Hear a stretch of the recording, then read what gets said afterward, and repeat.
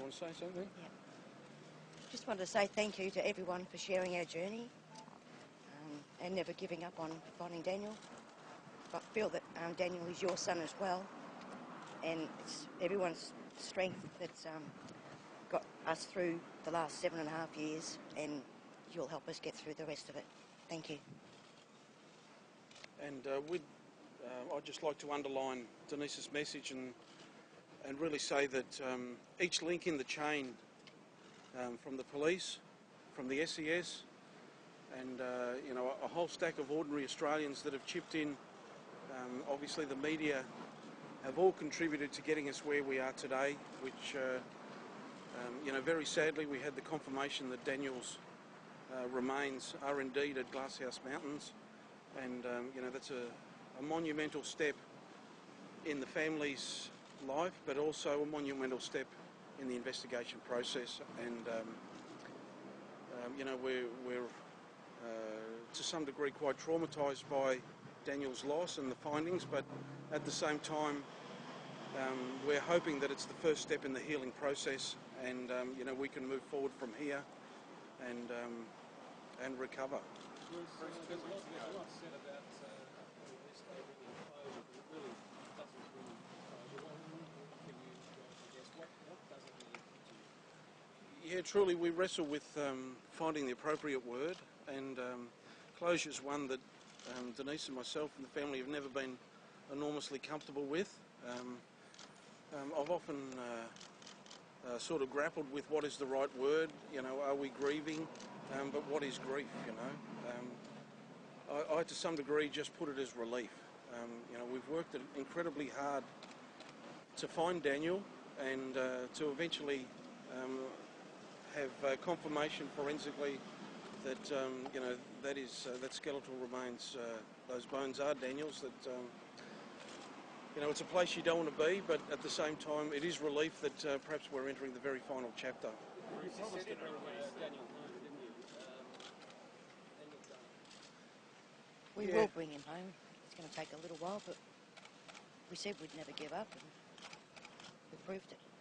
And it was because of everyone. You said in the release that you knew in your heart that suicide was Daniel's final resting place.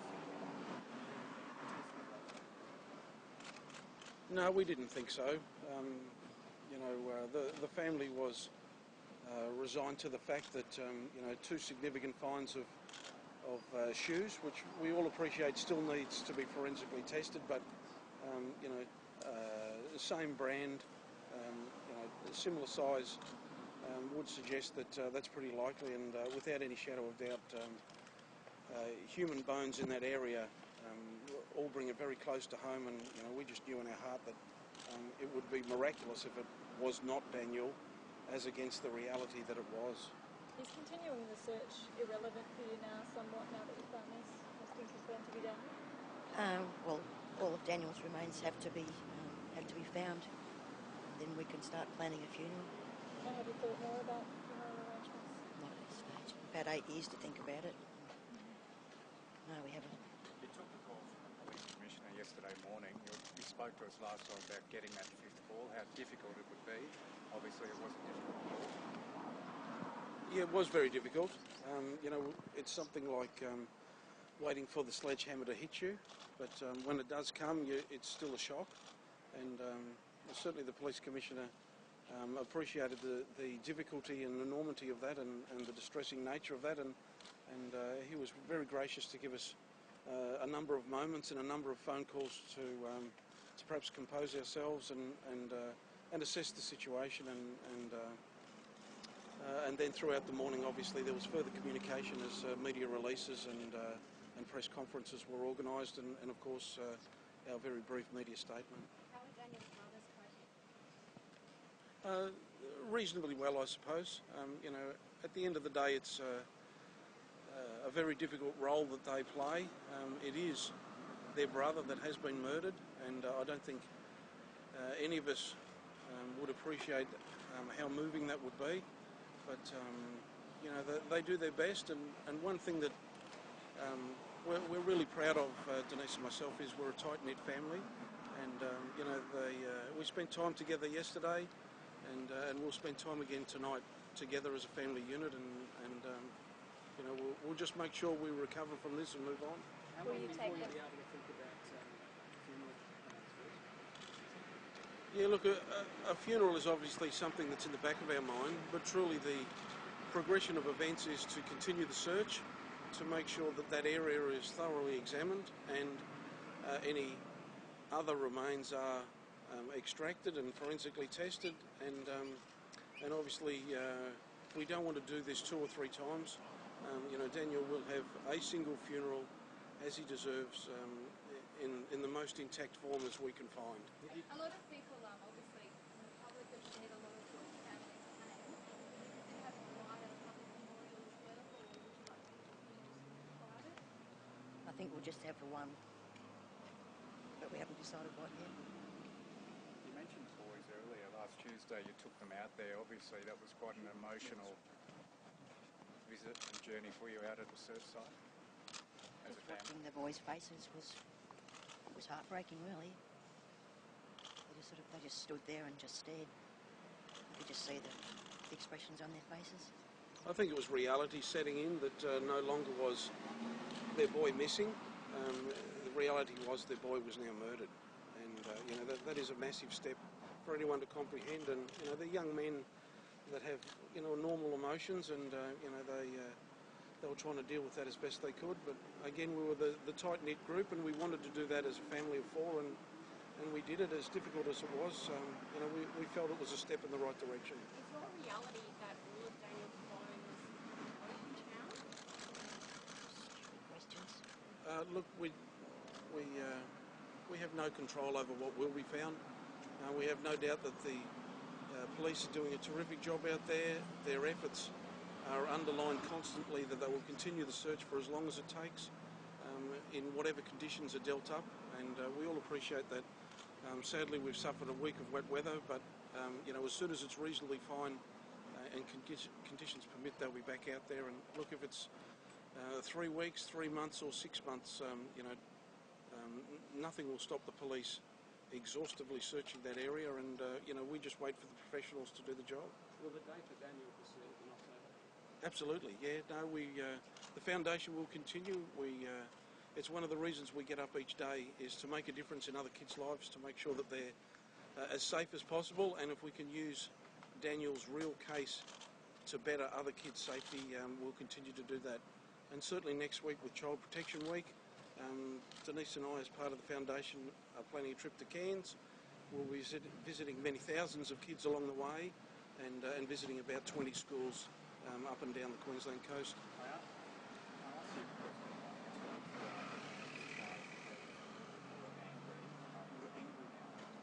No, we don't focus on anger. We don't focus on the court case or the person that's been charged.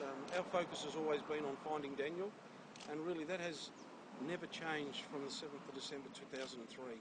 The number one priority for our family was to find Daniel, and you know, with a lot of good people doing a lot of hard yards in the mud and many fruitless searches, I might add, over many years. You know, we have confirmation they found Daniel, and no doubt that search area will be combed through as extensively as possible, and with any luck we'll find more. Bruce, it's your birthday today. Not a lot to celebrate.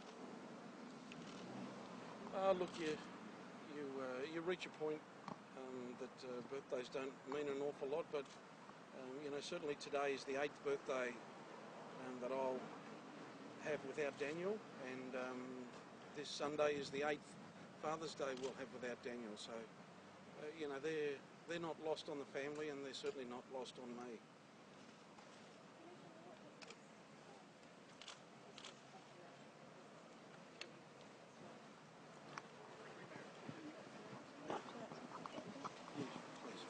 Okay, thank you.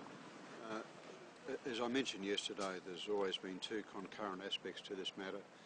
The first was obviously to see if we had sufficient evidence to institute criminal charges, and that's occurred, and as I mentioned yesterday, it's important to recognise that the person charged is entitled to the presumption of innocence, and the matter's now before the courts, so we're not able to discuss that. But the equally important aspect, of course, was always to find Daniel, and that has now occurred, and of course that's a sad outcome, but at least now we know, and we know where Daniel's final resting place is, and I've given a commitment to Bruce, and all of my police colleagues share this commitment, and that is that we will search that area with absolute thoroughness and completeness, and we will not leave that area until we are satisfied that there is nothing more left to be found. What does this mean for the investigation in terms of the criminal charges? Knowing that now that remains have been found, that there is a greater chance of justice being done. I will let the court systems do that. We'll just focus on Daniel and funeral at this stage. Denise, can you tell us about your reaction when you heard the news from the police commissioner? Probably numb, and probably still only a bit numb. It hasn't sunk in yet. I don't know when it will sink in. What are you going to do to sort of cope with this as a family, in the next few days? Just have tea with Bruce tonight for his birthday, and just come in the office tomorrow and get ready for our trip next week. Just take one day at a time. Mr Atkinson, I understand you're still looking for people to come forward with information for the investigation. Yes, we are. We're asking if anyone has any information at all, and even if they're in doubt as to whether that information could be useful for us, to please contact us, to ring Crime Stoppers on 1800 333 000. We will be grateful for the call. It matters not if the information has no bearing on it at all, but we would just encourage anyone who may have any information or possible information to contact us.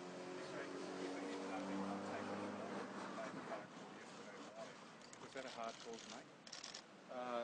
Well, it's always difficult for any police officer to pass on such a message, but it does at least bring the answer to something that's, for Bruce and Denise, has been an 8-year journey, almost 8 years. In that sense, it was, I guess, a positive thing in a way to be able to bring them the answer to the question they've been seeking for so long. Not the answer any of us would have wanted, of course, or ever wanted, but I think,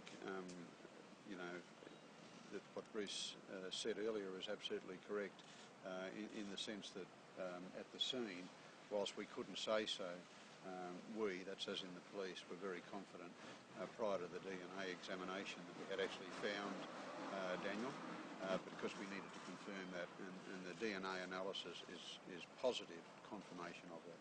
And you're standing here watching them all in front of the media. Do you admire their courage and their character? Yeah, absolutely, and thank you for asking that question. Like many others, I am enormously indebted, but in admiration of their courage, their character, their resilience, their determination, and that's not just something that's lasted for weeks, that's gone on for years and years and years. And I'm also a great admirer of the way they have turned this tragedy through the work of the Daniel Morcombe Foundation into a real positive for the broader Queensland and Australian community. So I feel quite proud and privileged to be associated with Bruce and Denise, and I'm grateful for that. It's for their support for us.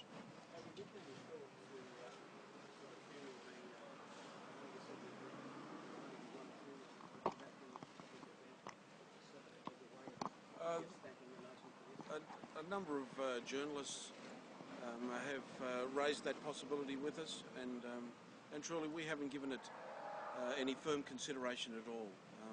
We appreciate that that may well still be 4 or 5 or even 6 months away, depending on weather conditions. So, we don't need to make a hasty decision. Nothing's going to change in the next month or two, and seriously, probably the first option that may present itself is the 7th of December, just being a significant day, being the 8-year milestone. But if the search is continuing or forensic tests are still required beyond that date, well, it just rolls into 2012, and we live with that. Have you got a message to the public in relation to the date? What would you like to do? The day for Daniel is a day of action, as we term it. It's not a memorial day for Daniel. It's a day where we reflect on Daniel's loss and turn that into a positive and identify that our children are potentially vulnerable to predators, and we need to appreciate that and ensure that our kids are trained with sufficient skills, no matter what age, to identify danger, trust their instincts, remove themselves from that danger, and to tell a trusted adult, a police officer, a teacher, their parents. They're very important steps and very simple ones that all kids should learn.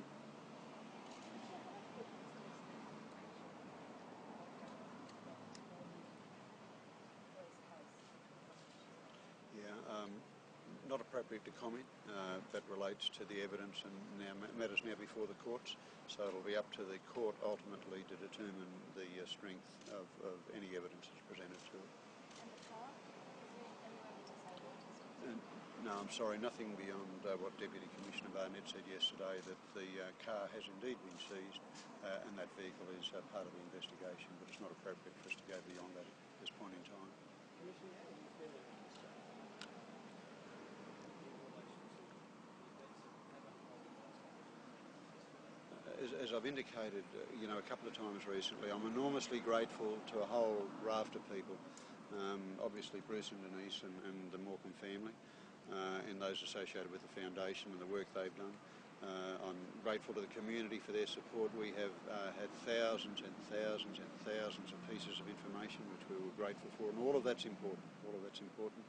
I'm very grateful to organisations like Crime Stoppers, who we work in partnership with. Very grateful to the media, because what you have all done is keep this in the public's mind for years and years and years, and that was a critical aspect too. And obviously I'm grateful to my own people who've been involved in this investigation, and many of them have been involved in this for a long, long time. So there's a lot to be thankful for, but having said that, there's still much to be done. And it's important to recognise that the charges, the matter in terms of the charges before the courts, and as I mentioned earlier, person charges entitled to presumption of innocence, and it's not appropriate to comment on the case. The courts are where that matter will be determined now. Based on the crime so far, how long in your eyes do you see the search of the site going for really? I'm sorry, it's a bit hard to hear just over here. How long do I see? How long do you see the search taking out Oh, based on what we know? yeah, as Deputy Commissioner Ross Barnett said yesterday, as long as it takes, and that's the reality. I would hope that if we have fine weather, that we will conclude it at the outside within 3 months. Because I think what we've been able to do now is create a more defined search area, given what's been found to date. But my hope would be no longer than 3 months. But it has to be completely, exhaustively thorough, and we're committed to doing that. Bruce and Denise, you say you felt a connection with Daniel the couple of times you've been out to the search site. Now that you have that knowledge that those bones are Daniel's, do you feel a connection to him now, having that knowledge? Oh, look, while that site is no doubt significant, as we all identify as being Daniel's last resting place, it's a very eerie place. It's not certainly a place that anyone would want to go and visit out of their natural accord, and it was actually it's more. like hell, actually.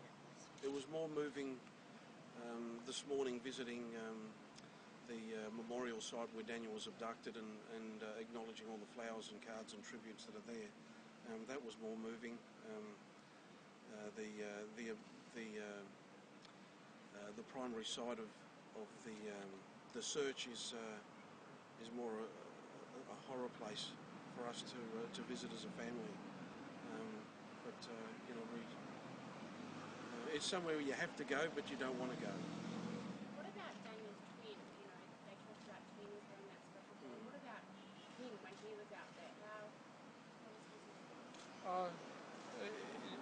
Bradley's generally quiet in his demeanour, and he was definitely very quiet on that occasion. We just gave each other space and comfort as they needed, and he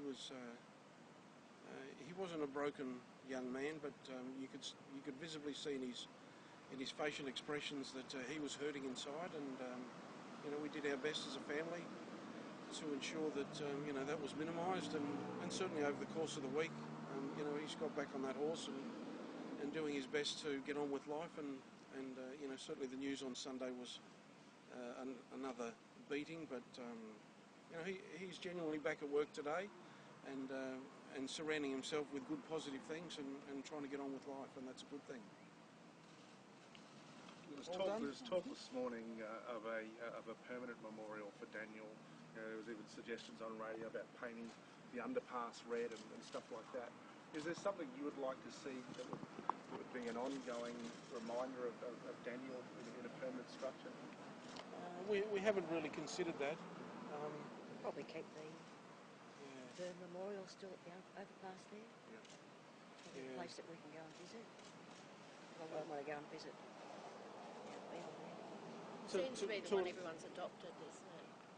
To a large degree, the Daniel Morcombe Foundation is Daniel's legacy, and that's something that is tangible and can make a difference to other kids, and we think that's a more fitting memory than perhaps some sort of statue or a bridge painted in a red colour. So we just want the foundation to grow. But more than that, make a difference in protecting kids, and if there's statistics on a national basis regarding abductions and sexual assaults of young kids, we think the foundation is on the right track doing good work, and let's hope that continues. Thank you. Thank you. Cheers.